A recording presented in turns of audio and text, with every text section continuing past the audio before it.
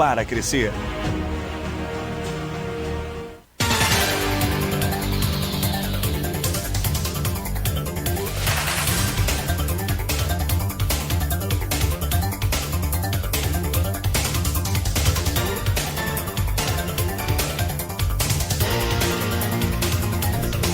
São 7h29 e vamos continuar com Folha no Ar, primeira edição. Bem-vindo a você, ouvinte da Folha FM. Já temos aí várias mensagens no nosso Facebook e vamos dar início, rolar a bola, como disse o Aloysio mais cedo, rolar a bola para o Aldir, para o Aloysio e para o prefeito Rafael Diniz, que está aqui conosco. Obrigado, Rafael, pela presença.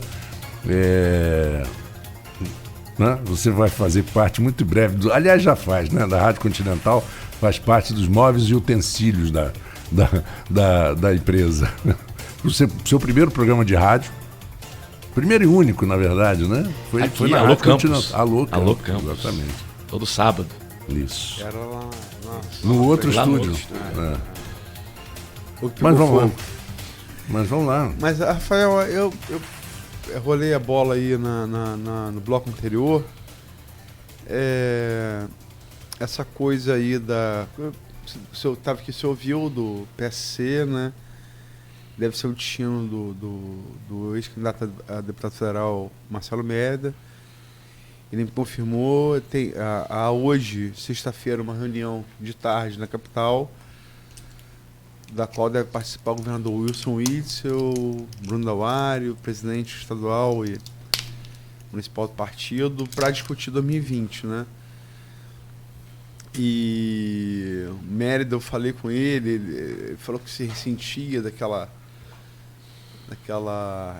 resposta do seu secretário de governo, meu ex-repórter e amigo querido Alexandre Bastos.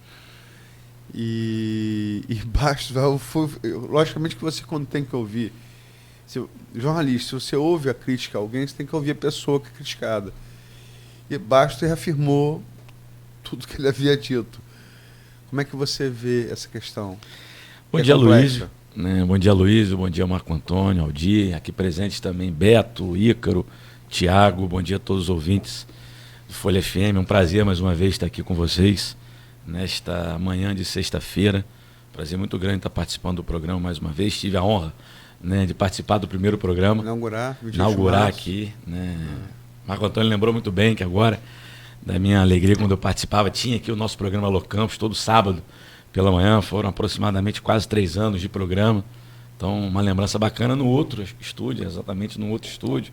Mandar um abraço para Claudinho Nogueira também, que fez muito parte disso. Então, uma alegria estar aqui com vocês. Com relação à questão, primeiro, o meu total respeito à CDL. Total respeito à CDL e reconhecimento a todo o histórico da CDL na construção da nossa cidade. Ela faz parte disso. Então, esse é um ponto. Inclusive, na última quarta-feira, encontrei com aquele que, para mim, representa verdadeiramente o CDL, que é seu Miranda.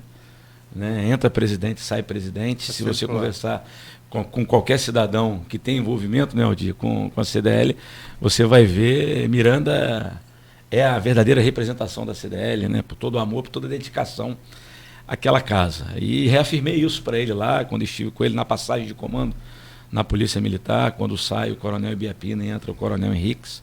Então, primeiro é reafirmar o reconhecimento que eu tenho à instituição, à CDL.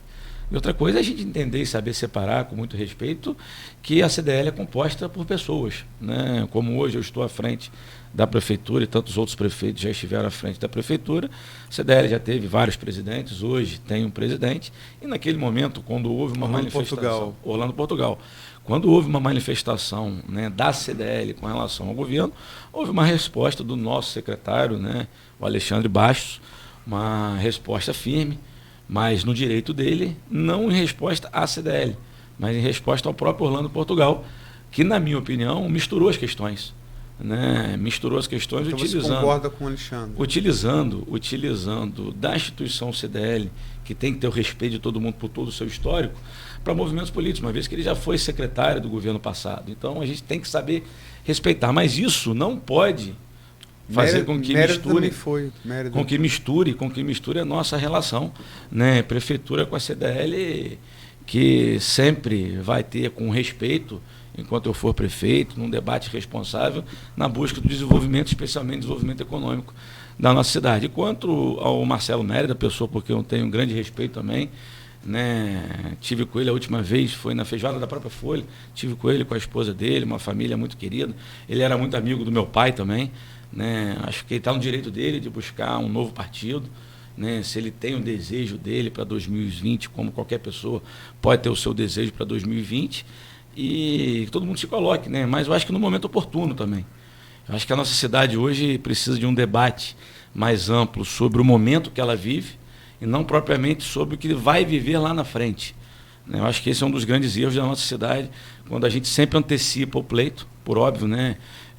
Eu sendo prefeito, podendo buscar a reeleição, quando fui questionado lá atrás, disse, sim, que sou pré-candidato, como qualquer um tem o direito de dizer que é pré-candidato, e eu respeito todas as pré-candidaturas. Em dezembro de 2018, né? Mas respeito também todas as pré-candidaturas, assim como eu tenho direito, todo mundo tem direito. Né? Como eu tive direito em 2016, todo mundo tem direito agora. Mas eu acho que é um debate para ser feito no momento oportuno, né? Lá na frente. Hoje a cidade precisa da atenção de todos aqueles que realmente se preocupam com a cidade. A gente vive uma nova fase, né? Um novo momento financeiro, a gente vive esse novo momento financeiro, é uma nova realidade de recebimento de royalties. Campos tem que aprender a lidar com essa nova realidade, não é apenas um momento, pode melhorar um pouquinho lá na frente, mas nós não vamos viver mais aqueles bons tempos que hoje, por exemplo, vive em Niterói, vive em Maricá por causa do pré-sal. E em cima dessa nova realidade, nós todos, eu enquanto prefeito, todos aqueles que hoje têm um desejo de debater a cidade, é o que nós precisamos fazer. Pensar a cidade hoje 26 de julho. O que a cidade precisa da gente, e ela precisa muito da gente para a gente poder avançar. Você falou, Rafael, 26 de julho, e a gente falou aqui, logicamente, de projeção para outubro de 2020. Entre uma coisa e outra, tem novembro desse ano que vai ser decisão do STF. Né? Existe uma decisão tomada pelo Congresso de partilha dos royalties, né, entre municípios, estados produtores e não produtores, uma partilha igual, né, e isso está barrado por uma liminar da ministra Carmen Lúcia. E você estava em Brasília, foi prefeito, a maioria, logicamente, não produtores, foram a Toffoli. E Toffoli, presidente do STF, Dias Toffoli, colocou na pauta aí, daqui a pouco, né, novembro desse ano. Como é que Campos está se preparando? Como Campos tem se mobilizado em relação a essa decisão do Supremo que, quer dizer, sem royalties a gente ficaria, né, não dá nem para imaginar como a gente ficaria. Se a gente já está experimentando, né, a gente que eu digo Campos e os municípios, a maior parte dos municípios produtores de petróleo, quando na verdade na contramão disso estão hoje Maricá e Niterói, como eu acabei de dizer, né, que surfam a onda que Campos e outros municípios surfaram há bem pouco tempo atrás. Né? Se a gente já vive essa grande dificuldade com a queda dos repassos de royalties, imagina se houver realmente a partilha, como você bem diz, já foi aprovada no Congresso e está para ser votado, pelo menos foi colocado em pauta pelo ministro Toffoli, presidente do STF, para o próximo dia 20 de novembro. Então é muito preocupante porque isso afeta municípios produtores e não produtores, porque de certa forma afeta o estado do Rio como um todo, né? E a gente tem se mobilizado quanto à questão, mobilizado de forma muito responsável. Desde o início, como você bem colocou, Luiz, eu estava presente, estava em Brasília no momento desse anúncio, né, de pautar a votação para o próximo dia 20 de novembro, de imediato. Você e Fátima também. Vários prefeitos estávamos porque participávamos da marcha dos prefeitos. Da região, Isso. Né, a Fátima estava presente, querida amiga Fátima Pacheco, prefeito de Quissamã, estava presente também. Quando de imediato nós buscamos contato com os deputados, né, com quem temos relação, os deputados federais, para buscar discutir esse tema importantíssimo. Esse foi o primeiro passo. E a Ompetro, né, que eu tenho muita honra de ser presidente, né, a gente vem debatendo constantemente. Isso foi pauta da nossa última reunião. Inclusive estaremos na próxima segunda-feira na ANP, discutindo, além de outras pautas, como investimentos nos campos maduros, estaremos discutindo essa questão também. né, junto ao presidente da ANP, o doutor Décio Oddoni, todos os municípios que compomos a Ampetro estaremos na próxima segunda-feira. O movimento da Ampetro tem sido esse, de forma muito responsável, né? Há um mês, mais ou menos, ou nem isso, estivemos presentes na residência oficial do presidente Rodrigo Maia, em Brasília, discutindo esse tema também. Na próxima terça-feira haverá uma reunião dos prefeitos todos com o governador, reunião essa convocada pelo governador, que estaremos tentando tratar dessa pauta também, né, entendendo que ela é crucial, né, para a vida financeira dos municípios do estado do Rio de Janeiro. Mas como os próprios deputados dizem, nós temos que ter muita responsabilidade no tratamento dessa questão, e eu, enquanto presidente da Ampetro e prefeito de Campos, venho tendo muita responsabilidade. Não há que se fazer oba-oba, né? Não há que se fazer oba-oba, essa é a frase da maioria dos deputados, né? A frase é minha, mas a interpretação, né, da colocação, da afirmação de todos os deputados. Oba-oba. Não há por que você ficar levantando a bandeira simplesmente por levantar. É uma pauta que já foi aprovada pelo Congresso Nacional e que hoje discute-se a constitucionalidade dela, sim, no Supremo Tribunal Federal. Então nós temos que, juridicamente, tecnicamente, debater esse tema, que é o que a gente vem fazendo junto aos deputados federais. E não há que se fazer um movimento isolado, né? Não é simplesmente, eu sou contra a partida e pronto. Não, você tem que fazer um movimento bem articulado, responsável, junto do governador do estado, que eu acho que tem que, né, o que a gente tem colocado, ele tem que ser, né, o maior defensor dessa causa, por ser o representante, né, de todos os municípios, né, junto ao governo federal também. E a gente vem fazendo isso, inclusive, hoje, junto daquele que tem uma grande força no nosso país, que é o presidente da casa, Rodrigo Maia. Então, isso que a gente vem fazendo enquanto Ampetro, enquanto municípios produtores de petróleo, buscando defender a nossa causa de forma técnica, responsável, na defesa dos nossos interesses. Quando você fala em movimento isolado, você se refere a alguma coisa do deputado Vladimir Garotinho? E além do Rodrigo Maia, a gente tem uma vantagem, talvez, por ser fluminense. O presidente, embora seja paulista, tem toda a sua vida pessoal e política feita aqui no estado do Rio de Janeiro, né? A gente espera que isso também possa ter um seu peso, né? Mas, repito, na minha interpretação e ouvindo deputados federais experientes, né, não é uma questão política mais. Se fosse uma questão meramente política, estaria dentro da casa ou já teria sido resolvido lá atrás. Essa que é a questão, né? É uma questão técnica, legal, jurídica, com base na constitucionalidade ou não do projeto que foi aprovado na Casa Legislativa e que está na apreciação do Supremo Tribunal Federal. Então, daí a nossa responsabilidade. Quando eu falo de movimento isolado, não estou me direcionando a nenhum movimento específico. Eu digo que nós todos temos que ter a responsabilidade que, independente de divergências partidárias ou divergências políticas, nós todos os atores, prefeitos, vereadores de todos os municípios, deputados federais, deputados estaduais, governador do estado, temos que estar unidos num único propósito, que é a defesa dos nossos interesses, mas, obviamente, numa defesa dentro da legalidade, que é isso que está sendo discutido momentaneamente, que, porventura, pode vir a ser discutido no próximo dia 20 de novembro. Como prefeito e presidente da Ampetro, qual é a sua expectativa pessoal em relação? Eu tenho uma expectativa muito positiva, né? Até porque tem que se discutir, né? Há uma liminar que garante esse direito. Então, da ministra Carmen Lúcia, se essa liminar foi dada, é porque assim ela não daria, se não houvesse um direito favorável a nós, ela não daria. Foi dada com base num direito apresentado pelo governo do estado lá atrás. Madim, ação, né? Então, direta de constitucionalidade. Se há essa liminar a nosso favor, há direito a nosso favor. Então, eu estou muito confiante nos argumentos já apresentados lá atrás que nos garantiram esse deferimento, esse deferimento da liminar. Então, são nesses argumentos jurídicos que a gente acredita e espera que eles sejam mantidos. Mas, obviamente, também que a gente tem que fazer reflexão e se isso não acontecer. Esse é um debate que a gente já vem fazendo há muito tempo. Né? De certa forma, a gente antecipa se porventura isso acontecer, que é a necessidade de rediscutirmos a nossa cidade e a nossa região para não dependência única exclusivamente do royalty, né? Nós perdemos muitas oportunidades lá atrás, quando nós tínhamos esse dinheiro todo hoje, que quando a gente vê Maricá tendo e Niterói tendo, e muita coisa deixou de ser feita. Então, é um momento de nós começarmos a refletir, eu tenho debatido isso constantemente. Daí eu falei, né, de deixarmos 2020 para um momento oportuno, de debatermos aqui agora a realidade de Campos, que é essa. Como administrarmos nossas cidades, eu falo por Campos, por todos os outros municípios, né, com uma queda de receita.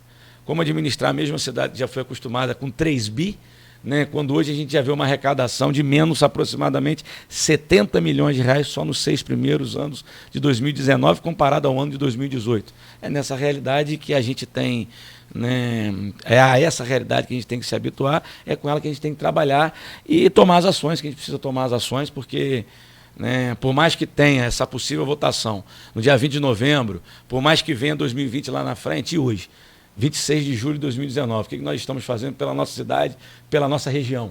Qual o trabalho que a gente tem que fazer, né? São tantos avanços que a gente tem que realizar, que a gente vem realizando, muita coisa para a gente poder pensar e avançar com relação à nossa cidade especificamente hoje. Você fala, Rafael, que precisa de uma união, né, tanto dos deputados quanto dos prefeitos aqui da região.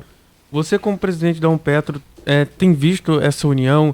E, basicamente, aqui também na nossa região, existe uma crítica nos bastidores também a atuação do ex-presidente da Umpetro, o prefeito de Macaé, doutor Aloysio, que tem ficado, desde aquela história do mais royalties, né, dos empregos, tem ficado isolado. E Macaé é uma cidade importante, segunda cidade, né, da nossa região nessa questão do petróleo também. Bom, eu acho que, né, assim como eu entendo que é importante estar junto de todos os outros prefeitos, eu tenho que respeitar a opinião de um prefeito vizinho, né, que, pelo visto, não entende ser importante estar junto de todos nós, né? Somos 11 municípios que compomos a Umpetro, e dos 11 municípios, de todas as reuniões, 10 municípios estão sempre presentes, né, pelos prefeitos, vice-prefeitos, seus procuradores gerais, que é a linha de representação. Então, de 11, 10 entendem que essa união é muito importante, né? Eu vou além, né? A gente lançou, né, no ano passado o primeiro consórcio multifinalitário que já existe, que é o SIDENF, né, que vai para além da questão dos royalties, como a Umpetro trata, né, de petróleo e gás. A gente discute a região como um todo com tantos outros municípios. Essa semana a gente assinou, né, a gente recebeu como mais um membro do consórcio o município de São Francisco.